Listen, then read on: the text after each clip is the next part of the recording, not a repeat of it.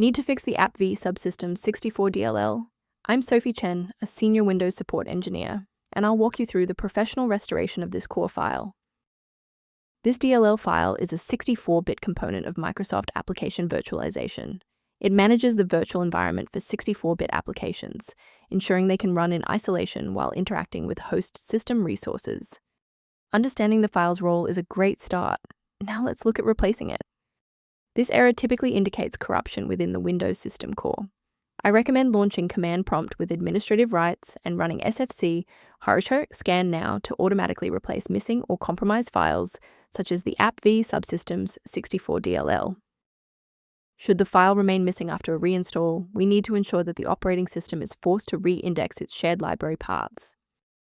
A full system restart ensures that no background processes are currently locking the App-V Subsystems64 file. A fresh boot allows Windows to reinitialize its library map from a clean state.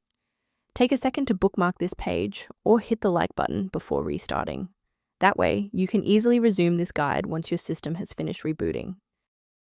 To prevent any secondary issues, I recommend a cautious approach to downloading individual system files.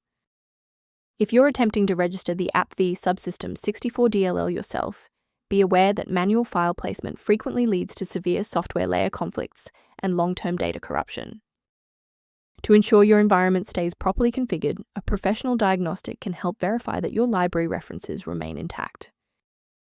To support a stable Windows environment, the suggested maintenance tool below includes the App-V Subsystems64 library guidance.